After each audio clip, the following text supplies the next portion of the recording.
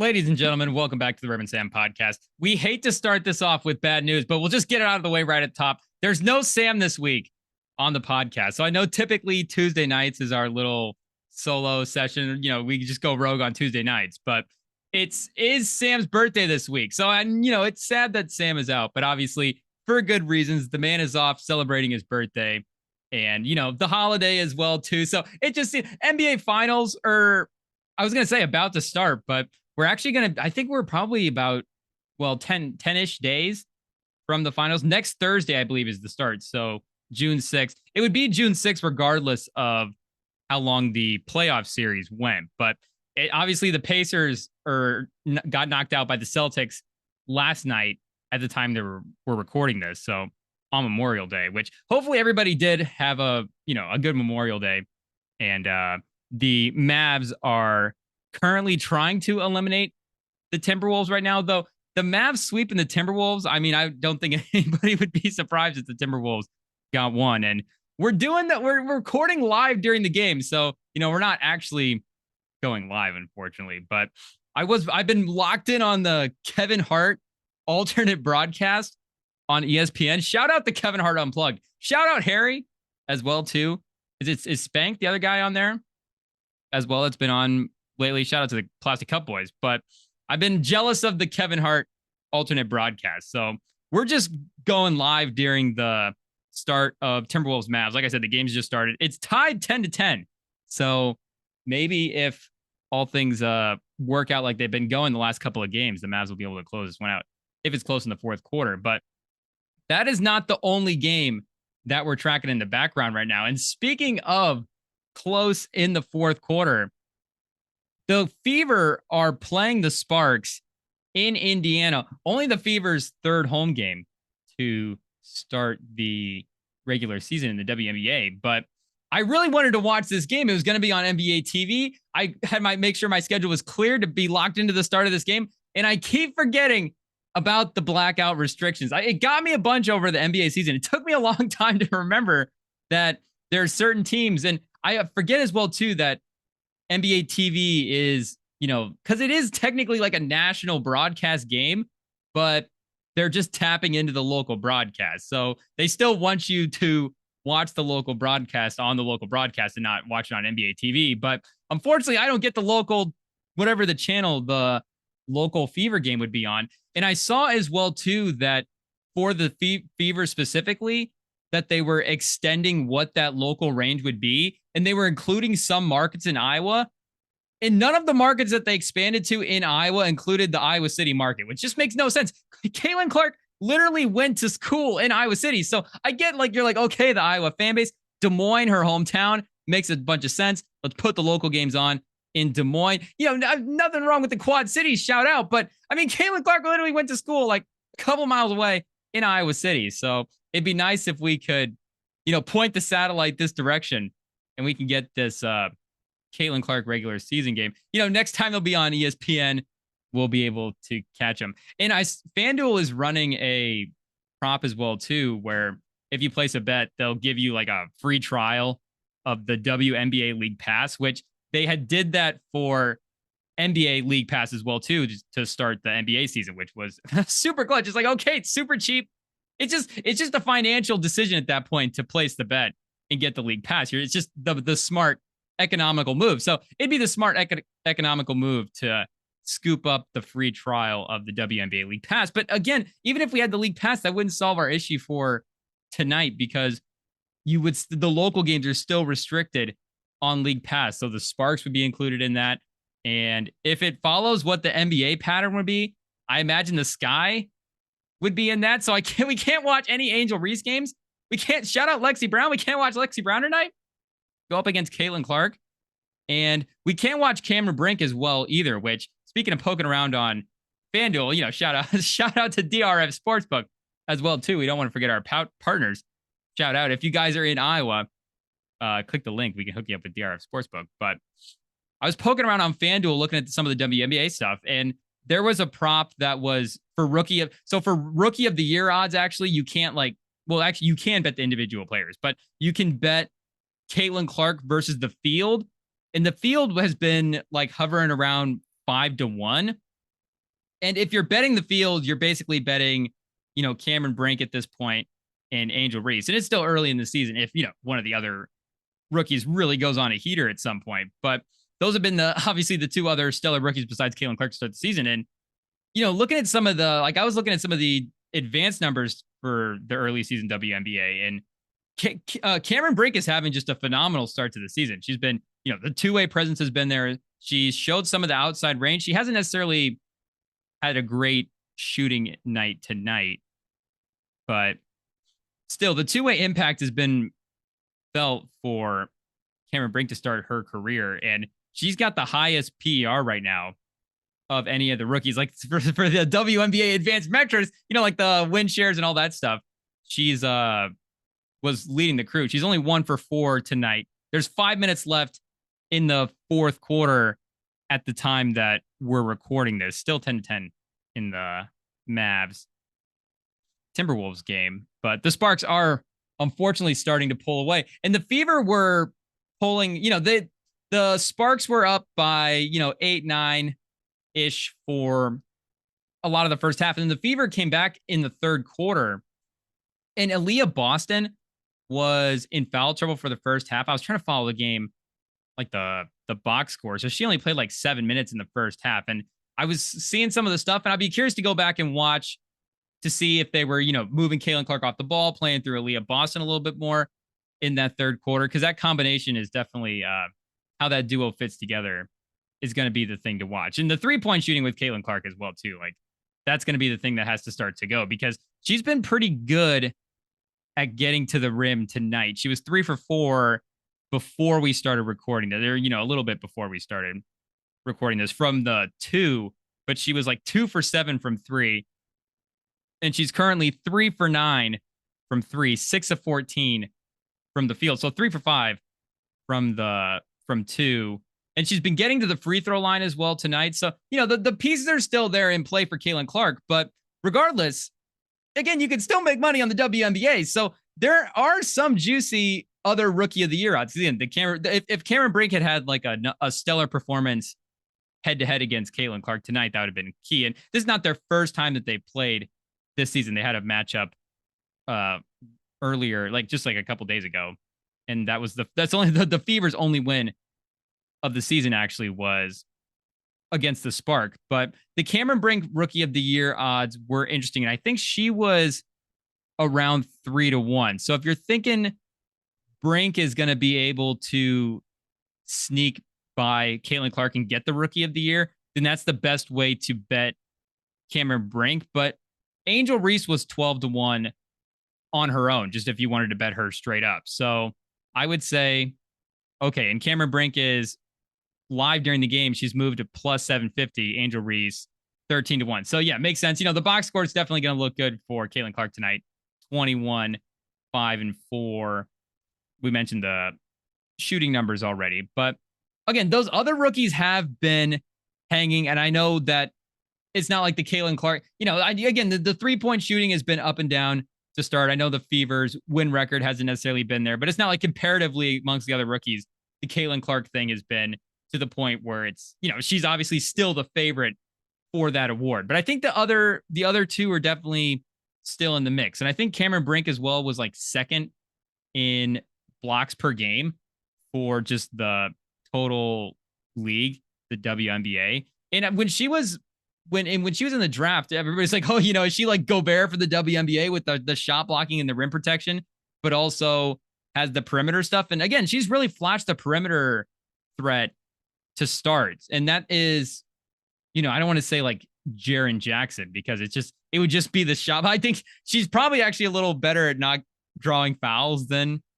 Jaren Jackson. I think she's close to fouling out tonight. She's only got 3 tonight in the fourth quarter. So we know Jaren Jackson would be struggling with 5 minutes to go. But the 3-point perimeter threat is definitely like much more obvious than it is with Gobert. I think just the all round, what she has for offensive potential, just total, I think is higher than Gobert, who's obviously just more outside of that one heat check midi that he hit over Jokic in game 7, has been just kind of like a around the rim guy as well too. And Rickea Jackson is, looked impressive to start as well too. So, the thing with Cameron Brink and Angel Reese is just the positions that they play. They're not running the offense, whereas Caitlin Clark has to adjust to being in the WNBA, but then also adjust to running an offense, but then running an offense on a new level. So there's like 3 or 4 different layers. And, there's all these other, players are going to have their own adjustments in their own different roles. But Caitlin Clark as the ball handler was, I mean, right away too, like we said in that first game when they were just double teaming her and the aggressive defense on her before she'd even played a minute in the WNBA. And for her to be the number 1 pick overall as well too, I was like, I don't know if that's happened in the NBA a lot. So I was going back and looking at the last couple of drafts as like who's the primary ball handler for the team that gets drafted number 1. And it's only like a handful of guys this century. So the most recent guy to do it is probably Cade in 2021. But like, so, you got Wembanyama, Paolo, Cade, Edwards. Those are your last 4 number 1 overall picks. Like Paolo and Edwards definitely can lead the offense, no doubt about it. And Paolo as well too was doing it and really carrying a big load. Pause for the for the Magic and the end of the season and in the playoffs there. But you're not drafting him to be a point guard necessarily. Like where Caitlin Clark is like, okay, this is your role. You have to, like, we're bringing you in to run the offense. And let's just say, there's a timeline out there where she develops into like a secondary shooter. Like, we would assume the shooting would develop where that makes sense. But again, the idea is you're bringing her to run the offense. Like Paolo is not point forward, yeah, but not full on point. Same with Edwards. Like he can definitely take over, but he's not a full on point in that way. You've got Fultz in 2017. I get Fultz was more of like a scoring guard as well too. So Simmons in 16 is kind of like a forward, but again, like another forward, but like a big ball handling forward. Definitely a point guard, but not compared. Now I wouldn't say the same as like Caitlin Clark. So then you got to go Kyrie. Yeah, because Caitlin Clark actually plays and Ben Simmons is just collecting the checks at this point. But you got Kyrie, John Wall, and then Derrick Rose in 11, 10, and 08. I guess, in the order that I read the names there. But basically 4 guys since 2000 who were like guard primary ball handlers have been drafted number 1 overall for the NBA. So, on in the men's side of things, it's not like a thing that we've seen a ton. And excuse me, but like, the 2018 draft where you've got Ayton goes number 1, Bagley goes 2, Luka goes 3. Like, okay, Luka probably should have been the number 1 pick at that point. But, again, it kind of goes to the point where it just doesn't happen a lot. Like he fell to 3 in that draft. So, it's a unique spot for her to be in, a lot of pressure, but that doesn't mean, like we said, there's not some juicy odds on Cameron Brink at this point as well too. And, long season, same goes for Caitlin Clark. Like I'm sure the development, she'll get better. Who knows if she'll be like an all-star this year. She'll have some pedigree as well too to go against the other players. But, as Brink and Reese continue to develop too, I think they'll continue to have stronger seasons. So all I'm saying is just monitor the odds, monitor them for Caitlin Clark. If they soar back up the other way, I'm sure, again, we can only do what is the economically right thing. Hopefully we're following our head and not our heart. But with the WNBA, it's definitely a little bit harder. But pause. But but regardless, we're gonna keep an eye on the rookie of the year. We're gonna track it. Maybe we can track it in BETSTAMP.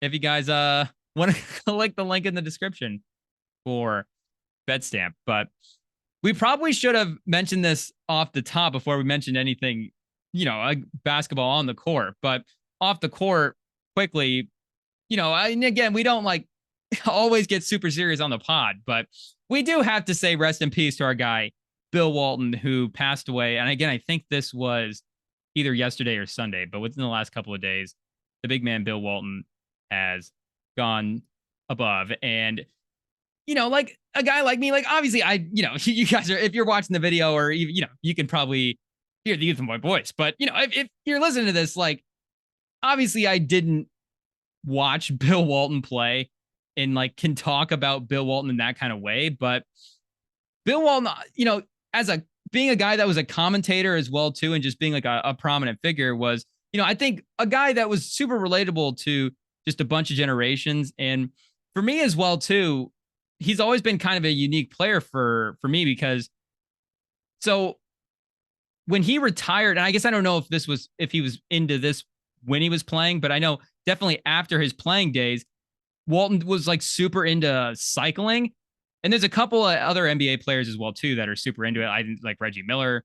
They're just a handful of guys. But my uncle is super into cycling as well, and he was fortunate enough to be able to do a couple of pretty big events. And a couple of those events were, and I want to say out in Death Valley, but Bill Walton was also at those events. So having my uncle having the chance to interact with Bill Walton at these events, he would always just he was always speaking about him, always bringing up like, hey, I knew Bill Walton. I always tell him the stories about the cycling trips and all that. But he was just a guy that I was always hearing about because of those events. So I've always been super interested in him. And then when he started, or not, he started doing the commentating thing before I was around. But the last couple of years, he was doing this again, another alternate cast on NBA TV, and it was just like I don't know if this was something that again like sprouted out of COVID, but it was just him and man, I forget who the other announcer was. Shout out to the announcer that was hanging out with Bill Walton on the alternate broadcast. But just like those random NBA TV nights with, I think it was just like some Wednesday nights or something, but just hanging out, Bill Walton, center court on the alt broadcast, and just, an iconic guy, funny guy. The Pac-12 games as well, too, with Dave Pass, just late at night, falling asleep to Bill Walton calling a Pac-12 game will definitely be missed. So we had to definitely shout out the big man for just an all-time run by our guy Bill Walton. And I was going back and looking at the playing days as well too, and it's pretty crazy. And I'm not gonna like sit here and do the zag and be like on the Bill Walton Hall of Fame case, but it is crazy that he basically made the Hall of Fame on like 2.5 seasons, and it's like a totally deserved 2.5 seasons. Like that's how good Bill Walton was. And I know it's the Basketball Hall of Fame. There's the college stuff as well too, and just as a general pioneer of basketball, like I just if there's just like a cool dude wing of the Hall of Fame, then Bill Walton goes in that one. But it's just like how dominant he was in those couple of seasons for the NBA just was pretty impressive. Like, it's like in the Hall of Fame with 2 All-Stars. It's like, well, those are pretty, a couple of pretty incredible seasons. Just won the title the one season that he was fully healthy, and then the season after where he got hurt, and then after, going forward after that, he wasn't really able to get back to that. I guess he had that run on the Celtics, but I know Simmons was a section in his book where he was talking about just the era of the 70s and how that Blazers team, the one that Walton got hurt on, that season after the title was just like ready to go back to back. They were ready to make the run. And, we saw with Denver, who knows if there's a Timberwolves version for that Walton Blazers teams, but people have obviously very glowing about that team that he got hurt on, and seemed like they were poised to have something pretty special there in Portland. And I know Kareem was like the dominant player of the 70s, and he had the whole Milwaukee run before he goes to the Lakers in the 80s. But again, like just the personality that Bill Walton was, and I know as well too, I probably shouldn't speak on this because I just don't know the history that well. Where America was at with Bill Walton in the 70s, but if he was just like a prominent year-to-year figure, and like what kind of face of the league role would he have had in the NBA if he's just like a healthy all-star guy every single year, is something that I've always been, curious about what, other basketball historian people would say about that. But again, just shout out to Bill Walton. I know, the health stuff is always, there's always rumors and always stuff you're hearing, but prayers to the family, condolences to everybody involved in the situations, the announcers on the alt broadcast that no longer get to do that gig anymore. But again, he will be missed as a pioneer of basketball, as a super prominent figure. And as a super cool guy, definitely a guy that I enjoyed spending time with through the TV, because that's how I got to do it. And I'm glad I had that. As the viewer fan relationship, was able to look up to him in that way. I'm glad I was able to be able to be a part of the Bill Walton run that me and Rem and Sam pod were as fans a part of. But had to say a little something about the rest in peace Bill Walton. If you do a whole episode on rest in peace OJ, you got to come back with rest in peace Bill Walton when there's a chance. But shout out to our guy. But anyways, we kind of lost track of what's going on in the games. Let's see if this Sparks Fevers game has finished up at all. And the Mavs Timberwolves are in the first quarter, and it looks like the Timberwolves are starting to pull away a little bit. So again, the Timberwolves would definitely be fighting for their lives down 3-0. I know, Anthony Edwards, super competitive dude. He's always holding his head super high.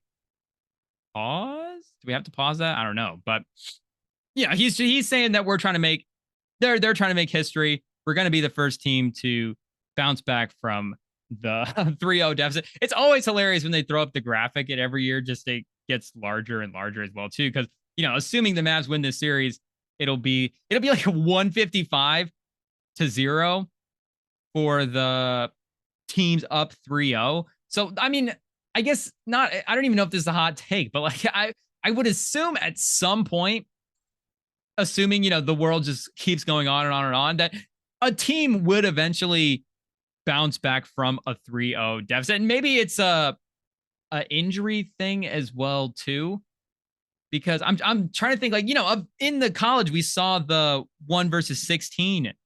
We eventually saw the 16 seed win, but there was also a little bit of injury involved in that. Like Virginia didn't have DeAndre Hunter for the tournament that year, and they ended up losing their first game to the 16 seed. And I'm trying to remember if Purdue had an injury when they lost their game. And they did. They didn't shoot the ball well in that game, but I'm trying to think of like Braden Smith was out or something. Now maybe he was just out the night before, and that's why they bricked all their shots. But only the two times we've gotten 2 times recently that it's happened. Seems like it could. Well, it definitely seems like we're open to the idea of it a little bit more. So I'm not saying that this is going to be the series that it's going to happen, but I don't think anybody would be surprised that the Timberwolves wouldn't get swept by the Mavs. But I don't know if it's just me, but I am a little surprised that the Mavs are up 3-0 on the Timberwolves. And I know the discourse right now, just in general, is, as it should be, Luka Doncic, Kyrie Irving, it's, fantastic. Jason Kidd, and again, this is the way it should be. The teams that are succeeding, like, we should give them their flowers, give them their props. But I mean, we just watched what the Timberwolves did to the Nuggets in that second round series. And still, after watching this series against the Mavs, even with the Mavs being up 3-0, I still think the way the Timberwolves played against the Nuggets in that series, and in certain games as well too, the peaks that the Timberwolves reached in that series are still the highest peaks that we've seen from a team this season. So I know, Karl Anthony Towns, a lot of fingers are being pointed his direction right now for his shooting performances. Anthony Edwards has had his struggles as well too offensively. And I would say, I don't know if he struggled defensively. It's just Kyrie is just one of the great offensive players of all time. So I don't even know if we could point to the struggles defensively. But I mean, regardless, him being a stopper defender, they're not getting the stops they have needed to at the end of the games, where in the Nuggets series, put him on Jamal Murray. That's my matchup. I'll take him out. And Jamal Murray's just done for the game. The Timberwolves have definitely, like we're saying, I think it's the people are pointing to Timberwolves as they haven't played well. But again, I don't think the Mavs have still reached the peaks that the Timberwolves reached in that Nuggets series. And as Luka, as Luka Doncic should be anointed for, the performance. And this is, it is a long time coming from him as well too. We've seen the incredible playoff performances We've been in the conference finals. We've and just as a protege draft guy, we've had the expectations for him to get to this spot. But the fact that they're able to, and again, closing out games is, I don't even know if that's the right way to put it, because when you watch Doncic and Kyrie make shots, Sam has said it himself, like they just are the two best shot makers left in the playoffs at this point. But I still think this is a little bit on the Timberwolves for giving up this series. Again, assuming there's not just some big history in the making thing here that we are about to witness. We might be about to witness a team cut it to 3-1. And, game 5 in Dallas, they'll go back to Minnesota. Game 6. The thing is, you never know. And I guess maybe what I am saying subconsciously is, like, would I be 2-3% not shocked if it happened?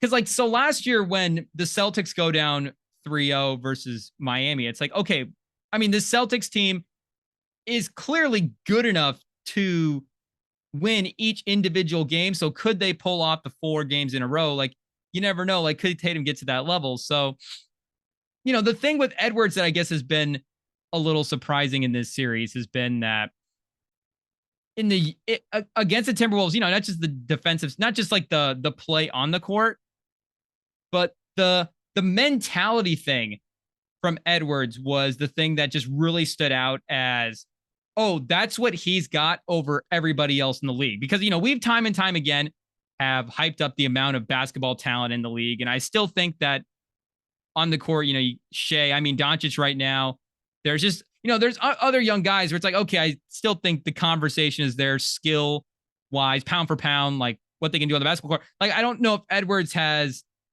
separated himself as like where he's getting the MJ comparisons where it was like, okay, yeah, MJ is clearly the best guy out here. It's like Edwards had that MJ killer mentality, and yeah, that separated MJ, but it's a little bit, I think, more important for Edwards now, if that's the right way to put it, because of the fact that I think the league is so talented. And the league in the 90s was insanely talented. Like, he's going up against Barkley, those Sonics teams, some early, Hakeem's in the West.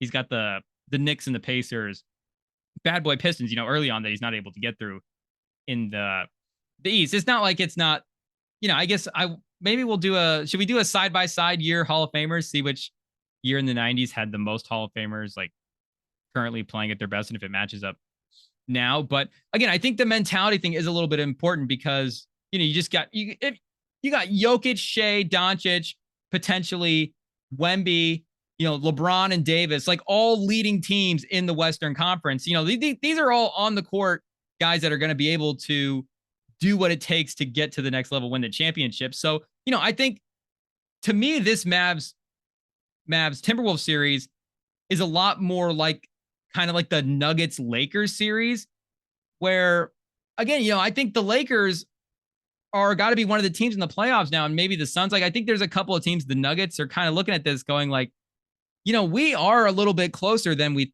thought that, we're still right in the mix to win the title, because if the Timberwolves, again, just continue to blaze through the West, ascend to the finals, like then it's like Edwards is now face of the league, like all that conversation we were having about. It's like, yeah, Edwards is the guy now that everybody has to kind of go through in the West. Like Jokic is still there at the top too, but Edwards is the most current champion. He's a super young guy. It's not like he's going to get worse. The core is at least around for another season or two. But the fact that the Mavs team, a 5 seed as well too, a respectable 50-win team, but a 5 seed is, I think, taking out this Timberwolves team in the way that it does. It's like these close games and being able to, again, not just make the shots, but the mentality at the end of the games and the mental fortitude to be able to be the best guy on the court, where, that's the thing that I think separated the Nuggets over the Lakers. And that's the thing that was just like mind blowing about the Edwards thing over Jokic, where it's like Edwards is like, he is not afraid of these guys, but these guys are like afraid of Edwards as well too. And not maybe Jokic necessarily, but Murray, I know, is being like, we got this. I'm okay. But it was clear, they just go look at the box score. Like that was not the case with what was going on with Murray. So the fact that and it's not like he's had moments where he's been able to flash through and had stretches where he's been able to take over a little bit. But the fact that the mental thing to the Mavs hasn't seemed to affect them in that way is, one, a credit to the Mavs, but two, a little bit hopeful as well, too, for the rest of the league, because, like I've mentioned Wemby earlier, like I know Wemby's my guy. He's on my team. Like I need him not just to be like face of the league type stuff, but, just good enough to win the title. But I am like a selfish guy as well, too. So yeah, I need him to like, can we win a title with this guy? But just for like my own confidence and my own peace of mind, I want to be like, we have the best guy on the court every night. Like I want the Mahomes thing. And yeah, I guess I want it in football too. But in basketball, I want the Mahomes thing, the LeBron thing, getting to watch Sam with Mahomes every week, where it's like, you just ask him about these matchups every week and he's like, yeah, their defense might be better. They might be able to get pressure on us, whatever. But I mean, we have Mahomes, like we're going to be in the game. And if it's a late drive, like Mahomes is probably going to get the win. And, we're 3 Super Bowls in at this point. And again, if Edwards just powers through the West this year, it's not just, oh, this man has ascended basketball wise to this level. It's this guy has a mental grasp now potentially on the Western Conference where, yeah, maybe Wemby is all the pieces basketball court wise to be the best guy in the league, but does he have that last piece that Edwards was have the mind, just that absolute killer mindset that I'm the best guy out here on the court every night, be able to take over? And I'm not saying, this is not like Edwards doesn't have that for this series, but the fact that it's like, okay, there is like, he is a little bit human after all, is like, okay, Wemby is still, there's still a chance that Wemby is face of the league material, because it was to the point where, man, I don't even know if I want to say this, but like, I know Sam was saying it on the Friday pod as well too, but I guess for me, the Spurs fan, but like, you're like, okay, obviously Wemby, he has the two-way thing, the defensive package, but it's like, if Edwards is going to the rim for a dunk, how many times is Wemby going to block him? Is it going to be, earlier in the season, Timberwolves, great team, Edwards is still having a stellar season, but the Wemby mania is in full effect. I'm like, oh yeah, Wemby's blocking him 8 times out of 10. And then in the playoffs, I'm like, is it now like 4 times out of 10? Is Edwards getting the better of him? But now it's like, okay, I think it's back to like 5 and 5. Maybe I think 6 and 6. But it was like, oh man, this guy is just, he's not going to be afraid of Wembanyama, and just he is like going to find a way to get that shot in, make the shot, get the dunk, whatever it's like. That's the thing. He wouldn't just like, I'm going in for the fancy layup. He's like, I'm going to take this and I'm just going to absolutely destroy who's ever at the rim. For me, in my worst nightmares, because I'm a Spurs fan, it is Wembanyama, who also happens to be a guy that is a potential face of the league and works in this conversation. But, I'm going to destroy whatever shot blocker is there. Like, I'm just going to go for the dunk. But Luka, nothing affects Luka. He's got the body fact to deflect any type of comments that Anthony Edwards throws his way. And maybe Luka is the guy that really is the talker Anthony Edwards type mindset guy that we thought all along. Because I was seeing a post the other day where it was like all the faces Luka has made at his opponents through these playoffs. Like, he's in Kawhi's ear, he's in Devin Booker's ear, he's in Anthony Edwards' ear, like just getting in all these guys' heads, getting in under these guys' skin. And I'm sure the fact that they're not able to stop him as well too. And I mean, let's be honest. I wonder if the body, I'm trying to, well, I've already said it, but like the body type thing, I wonder if it is a thing for the players where, yeah, I'm not saying that Luka Doncic like doesn't put in work in the weight room and all that stuff. Like, I don't know.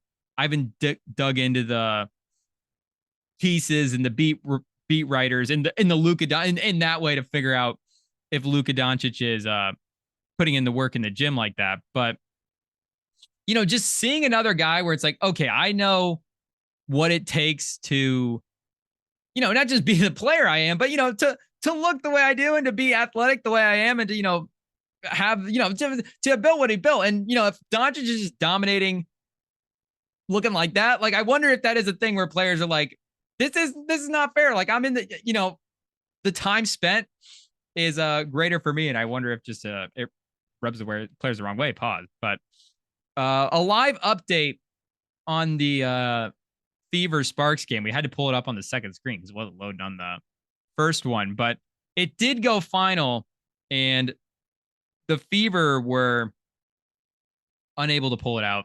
They fell short. They did close the gap a little bit though at the end. 88-82 was the final score. So they have now split the season series, and the Sparks pick up their second win of the season. Cameron Brink only 3 points, 1 for 5 from the field. So, the minute we looked at that Caitlin Clark versus the field rookie of the year bet, that the field was going to take a quick turn downhill. So my apology to Cameron Brink, Angel Reese, and all of the rest of the 2024 WNBA draft class for putting the jinx on you. But 3 for 10 from Caitlin Clark from the field, but 30 points tonight for Caitlin Clark. So I bet that's got to be her first 30-point game, first career 30-point game in the WNBA. Again, she was getting to the line, so I feel like that added it up. For some reason on the ESPN box score, they don't have the free throws available, but 7 of 16 for the field for Caitlin Clark. Adds 6 assists as well on there, so maybe that gives her a little boost to her 15-point a game scoring average to start the season. And her previous career high, she had 3 20-point games. She had 20 to start the season, then 22 versus the Liberty in that second rematch the first rematch, the second game. And then she had 21 at Seattle in that last second 2-point loss where again got to the line a little bit. So 7 for 9. So, Caitlin Clark, maybe this is a lesson to go in, in the film room with hopefully the coaches teaching them the right stuff in the film room. Who knows with what's been, the product is on the court. But, in the film room, maybe it's like, hey, maybe we just need to be a little more aggressive and not hunt the 3 ball so much.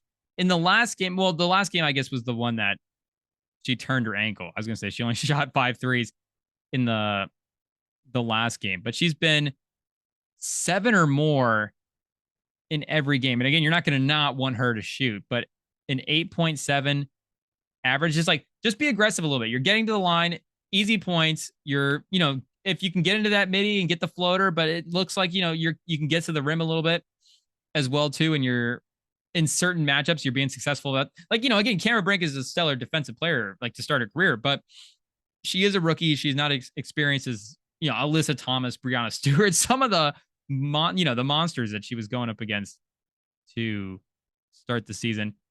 Ogumake against Seattle, and then Asia Stewart. Like, I mean, that's just a brutal lineup to start. And then I guess, Cameron Brink in there as well too. And, the WNBA, there's a lot, there's more talent in there right now. It's a smaller league. So you're going to see these teams a little bit more, but definitely as the matchups continue to ease up, I think we'll continue to see some improvement. 82 as well too, I think, is a pretty good offensive output. Again, against, a 2-4 Sparks team. But Dallas as well, cutting back into the lead, down by 4 with 6 minutes left in the second quarter. So again, shout out to Dallas for getting to this point. Again, shout out to Luka Doncic. I'm not trying to take away anything from the Luka Doncic moment. I just, if you listen, how high we were on the Timberwolves after that playoff series. So even just like with the role guys as well too, because the fact that they got the Naz Reid performance the way they did in the fourth quarter, where, we both love Naz Reid, as we believe in him as a consistent threat, but it's like, okay, Naz Reid can step up. Yeah, I guess they've needed Cat to step up and they haven't gotten that, but McDaniels as well too. The McDaniels factor is going to be another thing in the Nuggets piece of this, where he didn't have a back-to-back 20-point performance in his career at all. And then against the Nuggets, he had 3 in a row. And maybe did he have a 20-point game against the Mavs? Did that blend over? I think all 3 of those were against the Nuggets. So you could just get like this insane heat check Daniels performance, this insane, a couple of really good Karl-Anthony Towns games. Like, people are going to sour on him a little bit because of this playoff series. And, if, again, the Timberwolves are able to scratch back a couple of games here, maybe he looks good in the second half here And then in the game 6 or whatever, puts up a good performance. Maybe people are able to bounce back on him a little bit. But because of this series, people have soured on him a little bit. And I think it's going to be important to remember big picture. Like, the man did have a couple of really good playoff performances against one of the I was going to say greatest offensive players, but just, outright greatest players we've ever seen in Nikola Jokic. So I know Ayton as well, too, had a playoff series where he looked good against Jokic. And maybe it's not like, don't put all your chips on it, especially as, I think he's closer to 30 than he is 25. But definitely something to keep in back of your mind, big picture, when thinking of what Karl Anthony Towns can bring to a basketball court. But the Mavs as the 5 seed getting into the finals is kind of I don't want to say like one of the underdog teams, because again, at this point, they're not necessarily being viewed as an underdog team, but maybe they are a little bit, but as a 5 seed, that's kind of what they are. And they were showing a stat before the game on TNT or they were talking about it anyways, about the 5 seeds are lower to make it to the NBA finals. And the 2 teams that they mentioned were the one team that they had mentioned was the Rockets, which Kenny Smith was on, the 6 seed that ended up winning the final. So that's the lowest seed ever to win the final. So they wouldn't break a record if they did that. But, still as a team not having home court as well, too, at any point in the playoffs would, and I said this is game 5 in Dallas. I guess this is game 4 in Dallas. Then game 5 would go back to Minnesota. Game 6 would be back to Dallas. So scratch everything I said earlier about all that. But, not having home court in the playoffs and then just being the underdog team. But Miami last year as well, too, or not last year. Yeah, last year they were the 8th seed. And then the other team that I was thinking of was the Knicks team the year the Spurs won their first finals, and they were the 8th seed as well, too. So both those teams, those were the lowest seeds to make the finals, even though they didn't end up winning. But just thinking about what those teams were. So that's, 3 of the 5 right there. That Knicks team, again, a lockout shortened season. So maybe they were just the 8th best team in the regular season if you add another 30 games. But a little bit of a weird season, shortened to 50-some games. You've got the Rockets with Kenny Smith, like we said, but that was the 2nd title team. So they were the defending champs. And he said it himself, too, when they were talking here recently, before the game, but that they just kind of had their foot off the gas pedal a little bit too much in the regular season and just kind of underestimated everybody, and then had to really lock back in the playoffs. And then obviously ended up winning the title again. So is that really a 6 seed? I don't know if that one necessarily fully counts. Even Miami as well, too. They had been in the finals before, and Giannis got hurt. So they're playing the 1 seed right away. And then the best player on the best team in the East goes down. They're able to, and once you beat them, it's the biggest threat out of the biggest threat out of the East is out of the way. And then, I know that Celtics team is still a favorite as the 2 seed, but still, I think Jimmy Butler, I don't know if it's still a little bit of an interesting year because of that Giannis injury. And, I don't know what the other 2 teams that I forgot if they had set them. I should have written them. We should be taking notes here in the TNT broadcast, but that's if over half the, this is the first official underdog, make your eyebrows raise a little bit team, I think, headed to the finals in a while. And Derrick Jones Jr. just hit a corner 3. So the game is tied. We've got 4 minutes left in the second half. Maybe we'll get the brooms out and they'll complete the sweep of the Timberwolves here, which honestly would just be really again, super impressive for not just what this Timberwolves team was at their peak basketball, but then to manage to, I think, buckle down and get the win in that kind of way. Cause again, I'm still, as we're saying here, kind of talking about him as an underdog. I still think about him in that way, but not just an underdog as well, too. But it's they're the 5 seed in the West for a reason. They had a really bad stretch there in the regular season at one point. Did they lose double-digit games in a row? Now, as everybody has rightfully pointed out, the trade deadline, super important for the Mavs, super important for the Pacers as well, too, on the other side. But they were, definitely able to rebuild their team because of that. And, would make sense if they had Grant Williams on the losing year. They didn't, I guess they didn't lose double-digit games in a row, but they had a really bad stretch here. It would have gone, this would have been right after the trade deadline. Am I tripping? Is the trade deadline in January? Or is it in February? It might be in February. But they lost 1, 2, 3, 4, 5, 6, 7 out of 10, 7 out of 11 in the middle of January. So, things were looking really bleak for this team. And then to pull it around and get to this point, again, it speaks to Doncic, but speaks a little bit to the weirdness of this year as well, too. I don't know if this officially goes into weird year territory with the Mavs making this run, but, if we have the Heat doing it last year as the 8 seed as well, too, I don't know if it officially counts. Maybe we need a couple more years here before it starts to officially become a pattern.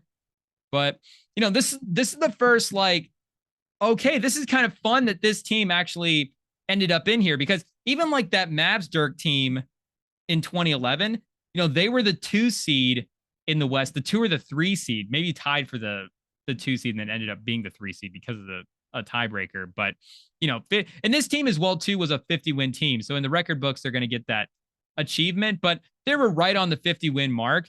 And again, had to really pull together a strong second half of the season here. Yeah, I mean, they only lost 3 games from March 7th all the way to February 10th. So basically a whole month, they lost only 3 games. And that, propelled them to barely get to 50 wins. And, maybe that balances out the bad stretch as well, too. I get it. But again, the first kind of okay, this is fun because, we had the Warriors powerhouse team, LeBron on the other side as well, too. Even though the Eastern Conference is weak, it's okay, yeah, LeBron's the best player. That makes sense. That Raptors team, I guess, was kind of interesting, but I'm trying to think of who even else. They beat Milwaukee in the conference finals, but really, I guess probably the only other, maybe this team should have been in there was that Philly team with Butler and Embiid and Simmons and Harris, who ended up getting knocked out because of the Kawhi Leonard shot that year. You get San Antonio in the finals the last couple of years, over this course of this past century, LA, Boston, Detroit, all the teams that are, let me double check that Detroit team and see where they finished, if they were a sub 50 win team. I don't know if I want to count this Mavs team as a official 50 win team, but the Pistons team in 03-04, yeah, they were a 54 win team. So, and they were playing the Shaq and Kobe, the last of the Shaq and Kobe Lakers that year. So maybe the Pacers. Should we give one more quick live IT check to the Pacers against the Lakers in those early Shaq and Kobe years? Because they were a bit of an underdog team. But that year they were, okay, the year they lost in the Eastern Conference Finals, I'm thinking in 03-04, they were a 61 win team. Yeah, the year they lost the finals to the Shaq and Kobe Lakers, 99-2000, they were a 56 win team. But, 41, 42, 48 wins. They had their ups and downs, I guess, in the early 2000s. But, fun run for Luka Doncic and Kyrie Irving and the Dallas Mavericks. We should probably show a little bit of love to the other side of the bracket, the Eastern Conference playoffs, Pacers, Celtics. So I guess I don't know how much there is to say. Halliburton goes down. The Celtics are able to complete the sweep. And I got to be honest, I completely forgot about the fact that they gave out the conference finals MVPs. I totally forgot that was a thing. So when they announced that Jaylen Brown had won the conference, I guess, before that, when they go to the podium and they're handing out the trophies, I was like, oh, I forgot that they have to make this a whole presentation and they have to give out the new conference finals MVP awards now. But I don't know. Once I kind of realized where that was going, it was okay, Tatum had a couple of pretty good last games here. Wouldn't be shocked, main guy. I don't know if it would, I don't know if an overall stellar Pacers series, just go ahead and give it to Tatum, but they gave it to Jaylen Brown. And, I don't want to just like be grasping for straws here because of the fact that there's no Sam and we're just having to, ramble on. But I don't know if it means anything that Brown necessarily won the Eastern Conference Finals MVP, but I do think it is interesting that, historically now, 2 finals runs, you could say, where, hey, this playoff run, Tatum was the best playoff player. In this playoff run, Jaylen Brown was the best playoff player. And I know there are other playoff runs in there. There are regular seasons. Tatum has accolades, but Jaylen Brown also has an extension right now with the Celtics. And Porzingis has an extension right now with the Celtics. And Drew Holiday right now has an extension with the Celtics. So I get there is, there's financial probably benefits to Tatum pushing this off. There's probably long-term stuff. This is the last big deal they have to get on the books. They're probably going to take a look and make sure that they get everything set straight before they sign this one in ink. But we also don't have, and again, I don't want to be grasping for straws, but we don't have a completely out of just left field, wild, we did not see this coming trade request from anybody, it looks like, in the league right now. And I feel like, out of left field, like guys like, Trae Young does not count. And, the Atlanta guys don't count in this category. Mitchell, Garland, those guys don't count. Randall, like, I don't know how many all NBAs you have to get before we're, starting to get in this category. And it's, Tatum, Boston. It's not just like hey, let's just trade him for like Michael Porter Jr. and picks. And, the Nuggets don't have picks like that. But, it's not like that type of a move that I'm saying, like, and I'm not, let me paraphrase this. I'm not saying in any way that there is going to be trade Tatum or Tatum any kind of off-season ramblings stuff with him and the Celtics. But the other piece that I keep going back to with them, and maybe this is because of what the Clippers are dealing with, but are we just like totally certain that they're just going to give Tatum so much more money than Jaylen Brown? And I know there is just like a natural inflation to, every offseason. The salary cap is going up every year. I don't know with the media rights deal if that's going to affect everything immediately this season. I know they're probably going to, after the Durant situation, make sure that something of that magnitude doesn't necessarily happen again. And, they have other safeguards now with the aprons in place to avoid that kind of stuff. But, and again, with Tatum, there is also, the all NBAs.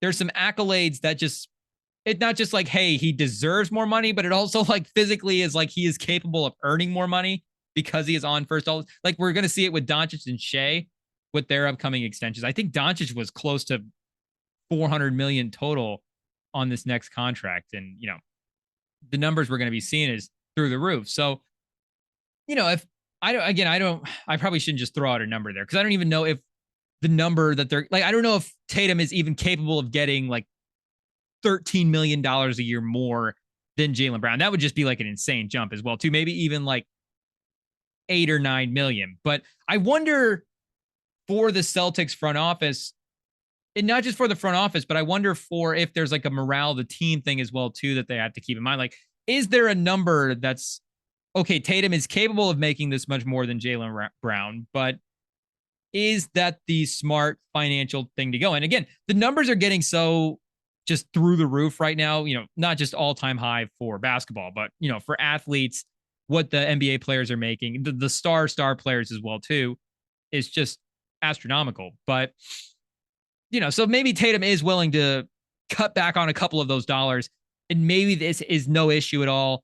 And they're just, let's go forward. Let's keep the duo and keep this, little, not a dynasty, whatever the next step down is, super contender team run. Let's just keep this going. But, it's 2024. We know the guys, and it's whatever year ever. Guys want to maximize their dollar, and I'm not saying we can blame Tatum for doing that. So that is something that I would want to keep my eye on. And again, I bring up the Clippers because they're going through this right now with Kawhi and Paul George, where they don't want to give Paul George more than Kawhi Leonard. And that's a little bit of a different thing. You could almost say maybe there's like an opposite argument there. And, totally different health, games played, all that stuff. Tatum, the reliability, both those guys have been out on the court, basically as much as any star players as well. And considering the fact that the last couple of years they've had some longer playoff runs in there is definitely impressive as well too. Just the total games played that they've been able to be that durable in the modern NBA, quote unquote, if that's an issue. But on the court as well too. Like I was looking at the numbers for Tatum and Brown in the playoffs the last like 3 seasons, and Tatum is a couple of more points per game, but he was like 44% from the field, 34% from 3. And I think Jaylen Brown was like 49 and 36 as his splits. So, I'm not saying like with the way they're doing splits, their pants might rip, but and I'm not breaking this down to just shooting splits as well too. But, the playmaking thing for Tatum is not just this playoff run, but the other finals run as well too is another factor that has to be factored in. Like solo, both of those guys on their own, if you have to build a team, right? I would still pick Tatum. But if you have all of these guys on the books right now, Derek White is still there. I don't know. Does Derek White even have a mini deal? I think he is under contract at least for a couple more seasons. So he's at least on the books. But, and defensively as well too, Tatum can be like a real top-notch defender. So can Jaylen Brown when he's locked in anyways. And, there's the whole, I get the whole like Jaylen Brown can't like go left. Like Jaylen Brown definitely has like, on the court, shortcomings in his game. But you could also say that in the most important playoff series, like Brown has been their best players. And that's, the finals, so far for this run for their core anyways, where the finals against Golden State, you could say it was Brown. And then you could say in this playoff run that Brown was arguably the best player as well too. And I think this playoff run is a little bit different because Tatum has definitely been up and down shooting from the field, but again, he's had kind of an all-around impact still on the games. He's still managed to find ways to contribute, and the Celtics have been able to clean up the Eastern Conference, but it's not like he's just playing totally bad. Like he's just kind of not shooting the ball well versus I think in the finals, he was just kind of totally out of his rhythm. Game 1, he played really well, but I think he was off his rhythm a little bit for most of that series where, I think, again, there are real numbers to be like, these guys are kind of on the same page. And now that there is like hardware for it, I think that does make it just even like 1%, 2% more interesting. And I thought it was interesting, Jaylen Brown's response as well, too, that he was like, I'm surprised that I won this. I never win anything. And, the fact that he said, I'm surprised that I won this, like a guy being humble, I'm not necessarily surprised by that. But the fact that he added the I never win anything part, I thought was very interesting because it's like, okay, and I'm not surprised by this, but it's like you do see yourself on Tatum's level. And if there's like a financial thing as well, too, where again, I just wonder, keep an eye on that. Is there a number where that could become an issue? Because, that is the one, major piece that the Celtics don't have locked down right now. And, maybe for good reason with how I get it's, I get they're probably doing the right thing. I'm just saying that the fact that it's still on the table means that there is, a sliver of a chance for chaos. And I don't even know, like, I wasn't even like poking around in the trade machine to see like what the trade would be. But again, it's not like a reset trade, but I know we keep like looking at the Grizzlies, but like, would it be just like an insane, like Desmond Bane and Jaren Jackson, is that like too much for Jayson Tatum? Like, remember, Jayson Tatum's like first team All NBA, 2 finals appearances now. Like, I'm not saying dump the guy. Like, you're already calling me crazy for even bringing this topic up. I'm just saying that that's the type of move it would have to be to bring in. And, that's a tough one too, because now it's like, now you're really pushing your chips in on Brown to be that guy.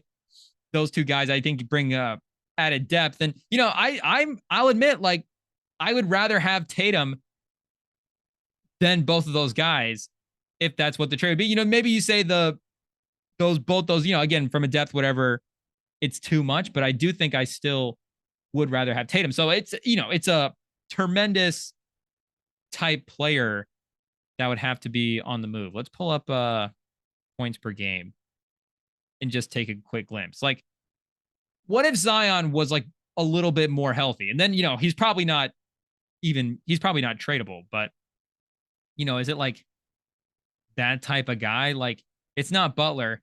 Okay, like,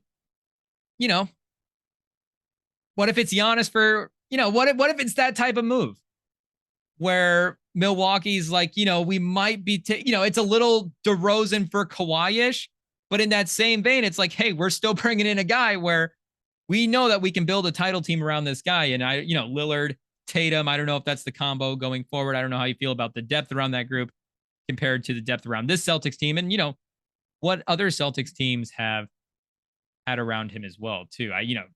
You're not going to do LeBron for Tatum. I don't know why either of those teams would sign up for that. Embiid for Tatum. I don't think either of those teams are doing business with each other in that type of move. Curry for Tatum. I just don't think, Curry for Tatum. See, that's more of a fun 2K move.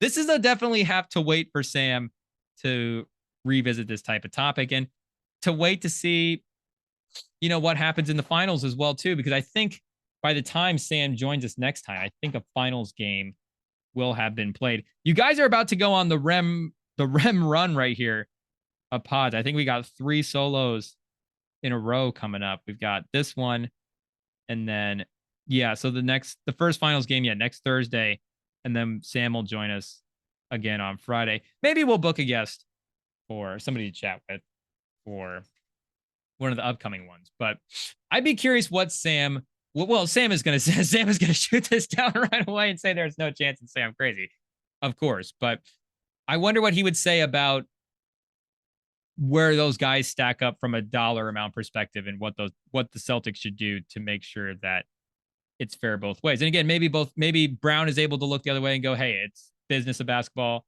It is what it is. I understand how it works. Maybe Tatum is like, oh no, yeah, I'm going to be making $65 million, $65 million a year. I don't need to make 70. I'll be making plenty of money as well off the court. So just something I was thinking about after Jaylen Brown won the Eastern Conference Finals, the Larry Bird Eastern Conference Finals MVP, I think is the correct whatever trophy that is. But also shout out to Pascal Siakam as well, too, who I know we've been hyping up a lot. He is, I think, one of the top-notch, but I think really one of the better free agents. I'm trying to think of who even is on the list this year off the top. If LeBron opts out, he's the number one.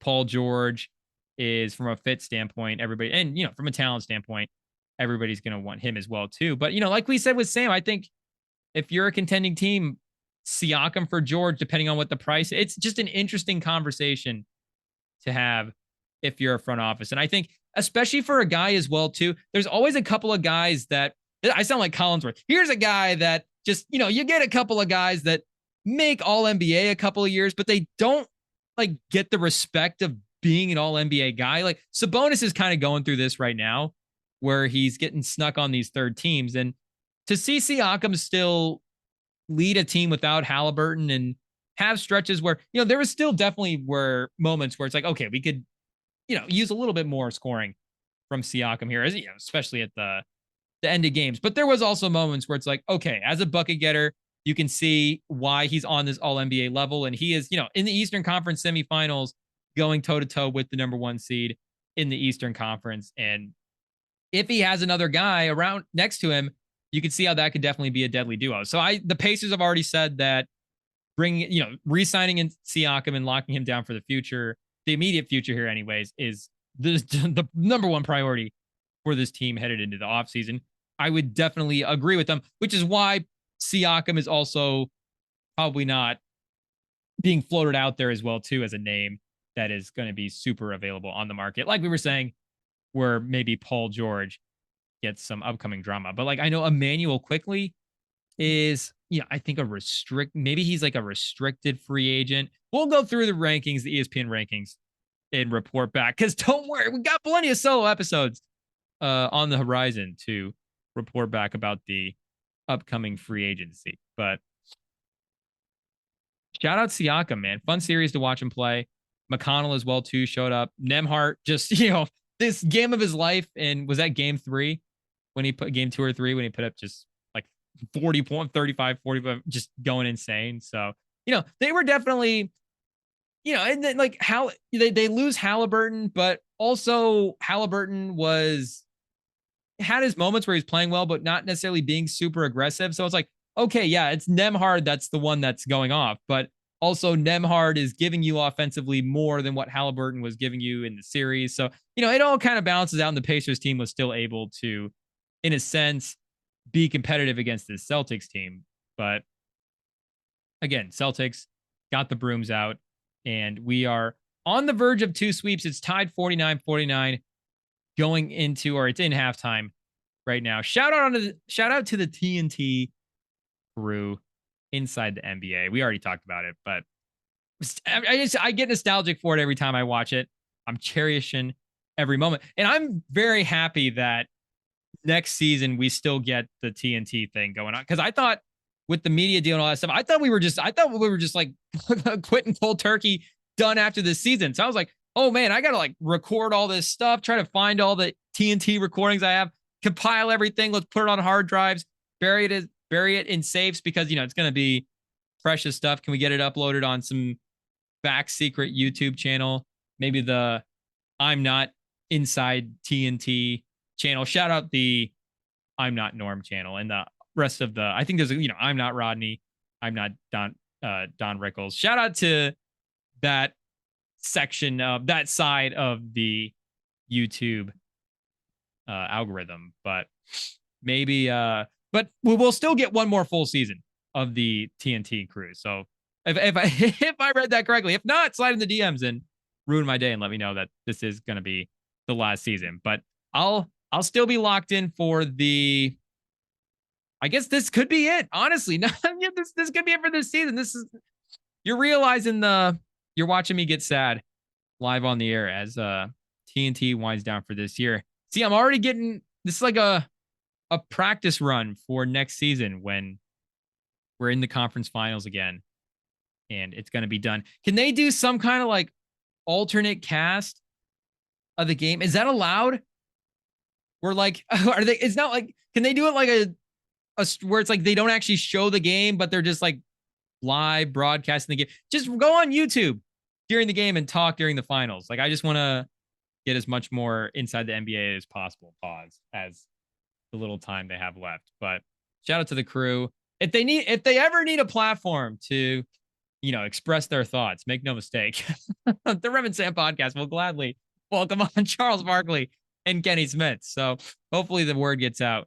Maybe Ernie or Shaq as well too would be kind enough to pop on. But we should probably call it quits for today. Like we said, we got Friday and then next Tuesday as well too, before Sam is able to rejoin us next week. So stay tuned to the socials. We're at Rem and Sam podcast on basically any social platform. We're going to be one of the other Rem and Sam or Rem and Sam podcasts. So stay tuned. Sam will be back.